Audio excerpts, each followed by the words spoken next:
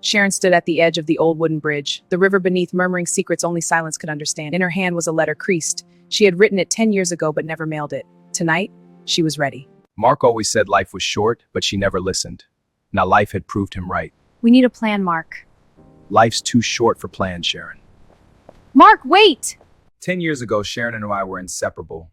We met in college, fought like fire ant and go half her. She was cautious. I went to backpacking West Africa. I believed in the moment. She believed in the plan. I'm leaving for Ghana next week. Next week, so soon. I know.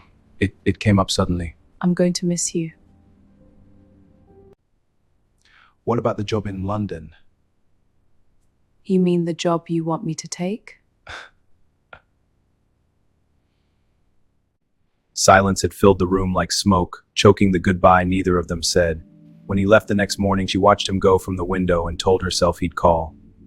He didn't. She had written the letter 2 weeks later, pour everything she couldn't say out loud, that she missed him, that she was scared, that she loved him still. But instead of mailing it, she pretended didn't exist. Years passed. She moved to London, like she always planned, built her career, bought a flat, hosted wine nights with colleagues, smiled in photographs, but something in her was always looking over her shoulder.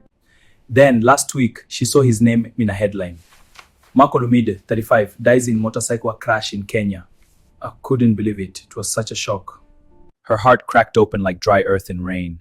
She hadn't known he stayed in Africa, that he'd started a small wildlife nonprofit organization, that he'd made a life without her. Grief is a strange thing.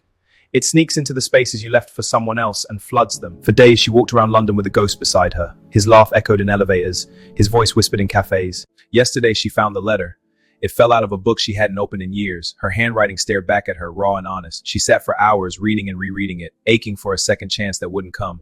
And now, here she was, at the bridge where they once carved their names into the wood, where they shared their first kiss under a thunderstorm, where he told her, even if we don't end up together, know that I loved you like crazy. I just sent it, Mark. I should have let you know.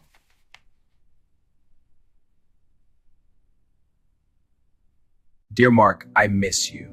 More than I thought I would. I pretend I'm good, I'm not. You left everything still moves around me, but I feel stuck. Like I'm watching life happen fine glass. I'm sorry for trying to mold you into my plan. You were never meant to fit into a box. You're the wind, Mark. I should have let you fly. I still love you. I love you so much it hurts. And if you're reading this, it means I found the courage I didn't have before. Maybe it's not too late.